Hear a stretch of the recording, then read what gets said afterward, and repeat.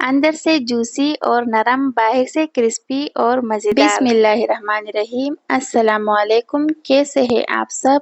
آج میں آپ کے لیے ایک مزیدار اور مسالے دار ریسیپی لے کر آئی ہوں۔ تو چلیے شروع کرتے ہیں آج کی مزیدار recipe, crispy chicken drumsticks. سب سے پہلے ایک بڑے باؤل میں 6 عدد یا آدھا کلو چکن لیگ پیس ڈالیں اور ان پر ہلکی سی ڈیپ کٹس لگائیے۔ اب ڈالیں 2 کھانے کا چمچ سرکہ، 1 کھانے کا چمچ لہسن کا پیسٹ، 1 کھانے کا چمچ ادرک اور ہری مرچ کا پیسٹ، 2 کھانے کا چمچ لیموں کا رس اور 1 لیٹر پانی۔ ان سب کو اچھی طرح مکس کریں اور 1 گھنٹے کے لیے رکھ دیں۔ میرینیٹ ضرور کریں، مسالے اور اجزاء کو چکن میں کم از کم 1 گھنٹے کے لیے میرینیٹ کریں تاکہ ذائقہ اندر تک جذب ہو جائے۔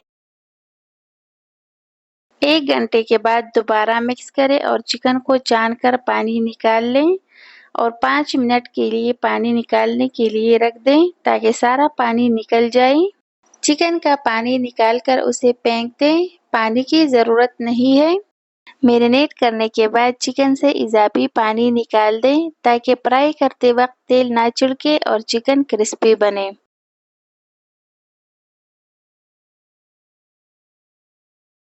اب چکن کو ایک الگ باؤل میں ڈالیں اور شامل کریں 1 کھانے کا چمچ پسا ہوا دھنیا، 1 چائے کا چمچ نمک، آدھا کھانے کا چمچ زیرہ پاؤڈر، 1 چائے کا چمچ لال مرچ پاؤڈر اور 1 چائے کا چمچ کوٹی لال مرچ۔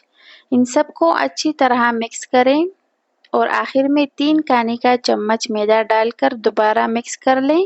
میدا مسالوں کو چکن کے اوپر تہہ پر اچھی چپکنے میں مدد دیتا ہے، جس سے چکن کا ذائقہ مزید بڑھ جاتا ہے۔ اب چکن کو فرائی کریں، تیل زیادہ گرم نہ کریں، تھوڑا سا گرم کریں۔ جب تیل گرم ہو جائے تو چکن ڈالیں اور ڈھک کر 10 منٹ تک ایک طرف پکائیے۔ 10 منٹ بعد چکن کو پلٹیں، پھر دوبارہ ڈھک کر 10 منٹ تک دوسری طرف پکائیے۔ اگر تیل زیادہ گرم ہو جائے تو چکن جلدی جل سکتا ہے، باہر سے سخت اور اندر سے کچا رہ جاتا ہے، اس لیے تیل کو درمیانی آنچ پر رکھیں تاکہ چکن نرم اور کرسپی بنے۔ چکن کو ڈھک کر پکانے سے وہ نرم رہتا ہے اور جوس بھی برقرار رہتا ہے۔ تیل زیادہ گرم نہ کریں، درمیانی آنچ پر چکن کو آہستہ آہستہ پکائیں تاکہ اندر سے بھی اچھی طرح پک جائے۔ تیل زیادہ گرم ہو جائے تو چکن کا ذائقہ خراب ہو سکتا ہے کیونکہ جلنے کی وجہ سے کڑواہٹ آ سکتی ہے۔ میں نے چکن سکن کے ساتھ لیے ہیں لیکن آپ چاہیں تو بغیر سکن کے بھی لے سکتے ہیں۔ لیجئے تیار ہے کرسپی اور ذائقہ دار چکن، ایک بار ضرور ٹرائی کریں۔ اگر آپ کو یہ ریسیپی پسند آئی تو لائک اور شیئر کرنا نہ بھولیں۔ مزید مزیدار ریسیپیز کے لیے ٹیسٹی پکوان کو سبسکرائب کریں۔ پھر ملتے ہیں ایک نئی ریسیپی کے ساتھ، تب تک کے لیے اللہ حافظ۔